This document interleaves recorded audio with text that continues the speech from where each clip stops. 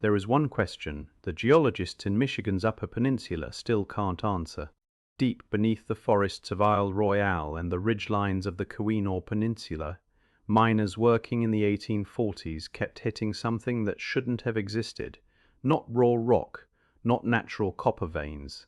Pits, hundreds of them, carved into solid stone, packed with rubble, and abandoned long before anyone with a written history ever set foot there. And inside some of them, tools, wooden ones, stone ones. Some still wedged in the rock exactly where their last user had left them. The men who found them assumed they'd stumbled onto a recent operation, a failed mining attempt, maybe a generation old. They were wrong by thousands of years. This is the story of the old copper complex, a mining operation so old, so vast, and so technically demanding that it forces an uncomfortable question onto the record. Who was extracting metal on an industrial scale thousands of years before the rise of the civilization's history credits with inventing metallurgy? In 1847, geologist Samuel Hill was surveying mineral deposits near the Ontonagon River when local accounts led him to a depression in the earth that didn't match anything natural.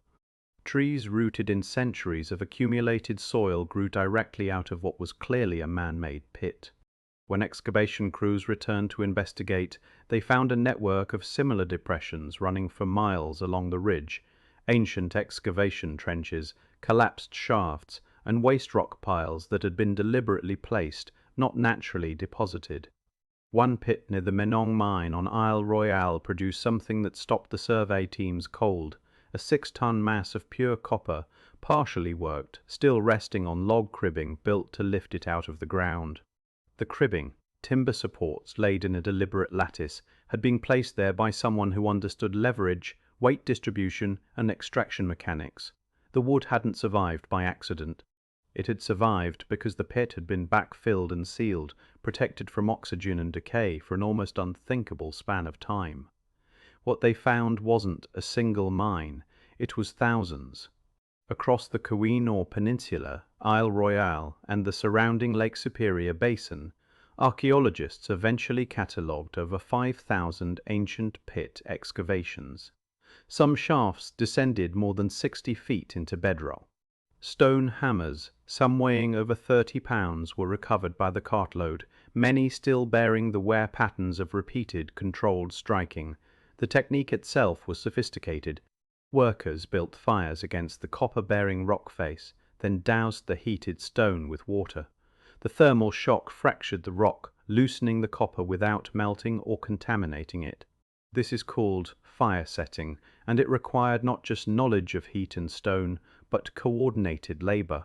Someone gathering fuel, someone managing the fire, someone timing the water. Wooden shovels, some over 4 feet long, were found preserved in the waterlogged, oxygen-starved fill of the deeper pits. Birch bark containers, charred wooden bowls likely used for hauling debris, and rawhide cord all turned up in conditions good enough to identify the materials, sometimes good enough to see tool marks. These weren't crude scrapes at the surface. This was systematic, repeated, organized extraction. The questions multiplied immediately. How old were these pits? Who dug them? And, the question that mattered most, where did all the copper go? Estimates of the total copper removed from the Lake Superior district range from £500 million to over £1 billion. That number bears repeating. £500 million minimum, extracted by people without iron tools, without wheels, without draft animals in most accounts of the operation. Yet almost none of that copper has been found nearby. No vast settlements surround the mining district proportional to that output. No smelting infrastructure on an industrial scale has been uncovered. The copper, it seems, was extracted, and then it left.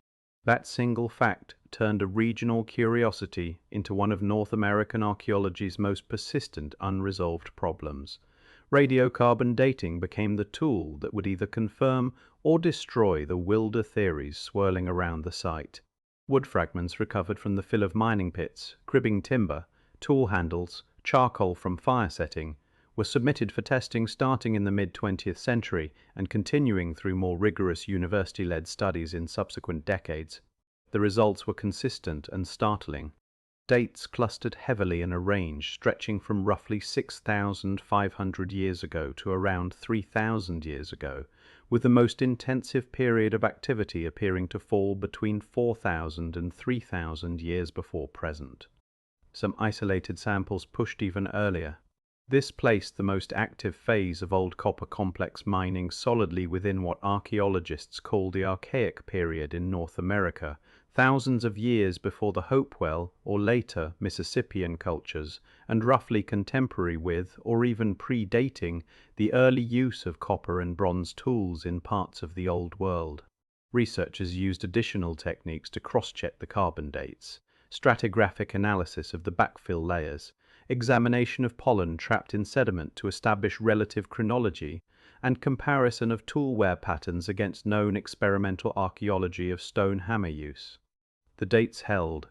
This was not a colonial-era curiosity. This was Bronze Age contemporary metalwork happening in a place history books insist had no Bronze Age at all. To understand why this matters, you have to understand what the conventional timeline says should have been happening in North America during this window. The standard narrative places indigenous peoples of this era as small, mobile groups practicing hunting, gathering, and limited horticulture, not running multi-century, multi-generational industrial extraction operations involving thousands of excavation sites and specialized fire-setting metallurgy. And yet the old copper complex isn't a regional myth stitched together from speculation. Native copper artifacts, beads, awls, fishhooks, spear points, and ornamental pieces made from this exact Lake Superior copper have been found distributed across an enormous geographic range. Sites in the Ohio River Valley, sites in the lower Mississippi Basin, even artifacts recovered as far as the Gulf Coast region, thousands of miles from the source. This means the people working these pits weren't isolated. They were embedded in a trade network spanning a significant portion of the continent, a network sophisticated enough to move a heavy, valuable raw material across enormous distances, long before anything resembling a centralized state existed in the archaeological record of the region.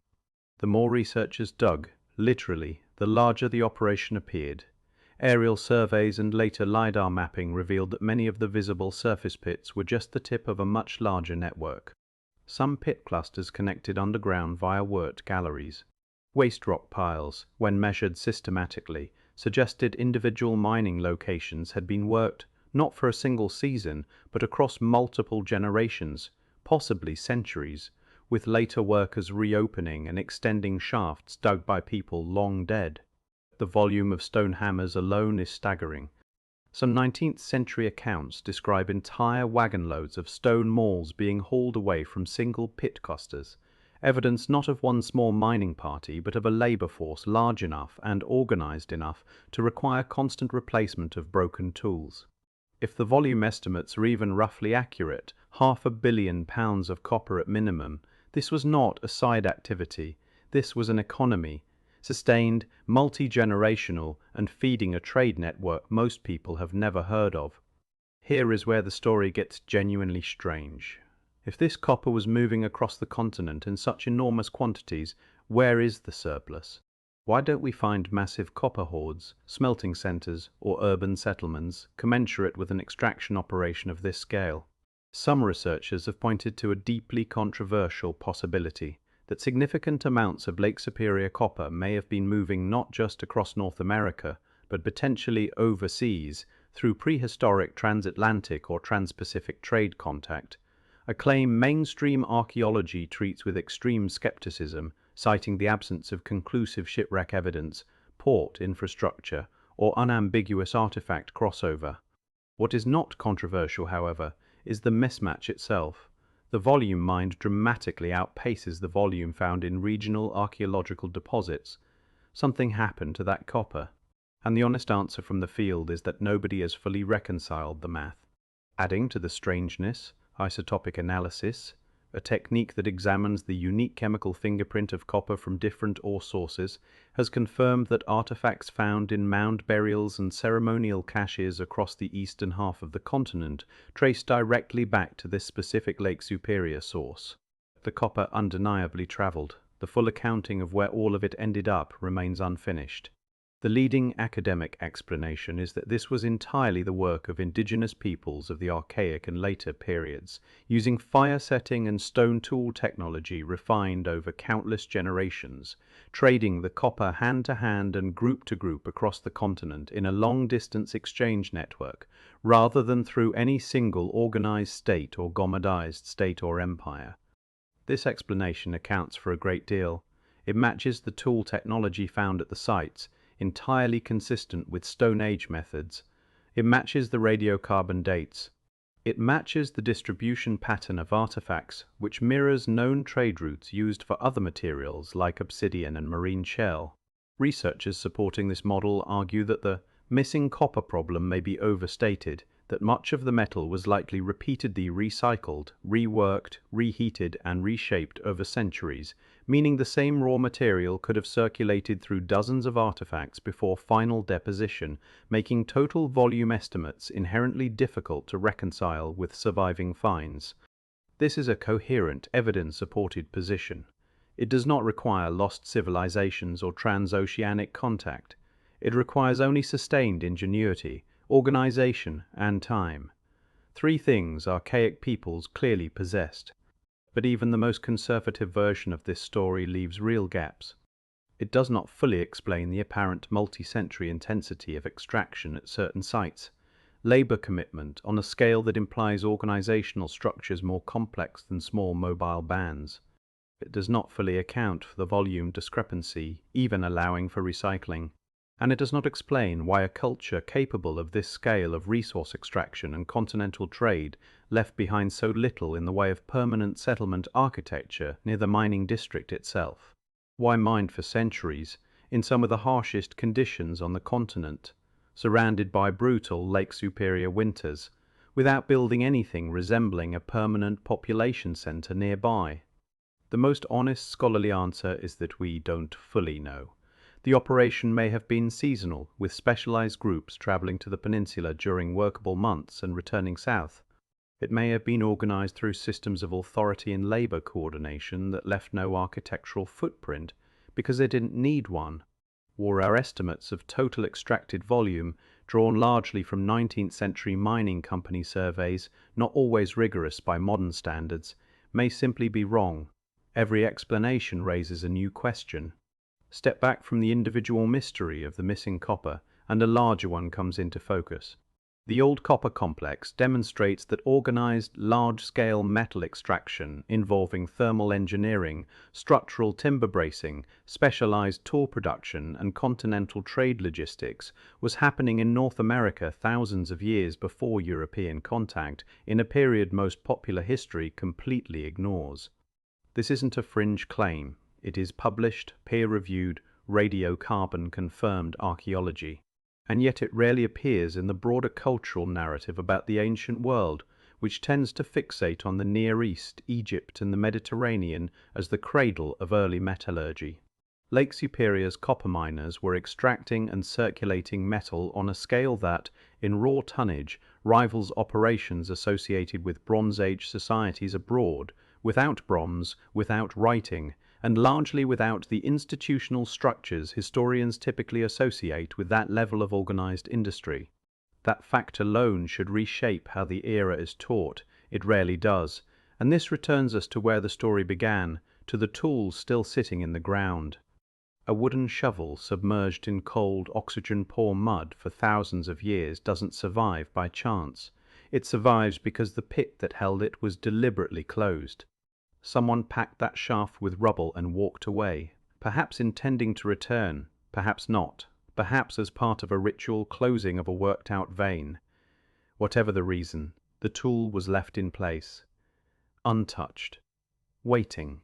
Stone hammers, worn smooth from thousands of controlled strikes, sat exactly where their last user set them down. Cribbing timber, engineered to support tons of raw copper, held its shape in the dark for longer than most of recorded human civilization has existed.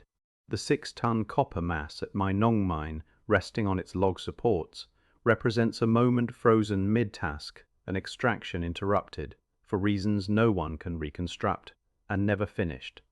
So the question returns, the same one that opened this investigation, only heavier now, carrying the weight of everything uncovered since, who organized a labor force capable of opening and operating thousands of mining pits across multiple generations, using thermal engineering and structural timber bracing, extracting hundreds of millions of pounds of metal, and then largely vanished from the historical record, leaving behind almost no trace of where all that copper went.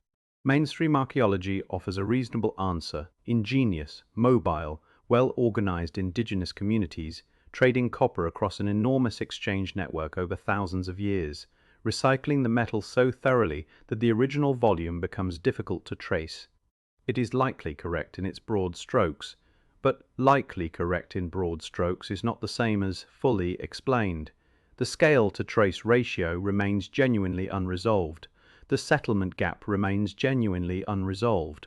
The full destination of £500 million of metal remains genuinely unresolved. The tools were still there, the builders were not. And until someone finds where all that copper went, the deepest question buried in the old copper complex isn't really about ancient mining at all. It's about how much of the deep past has already vanished without anyone noticing it was ever there.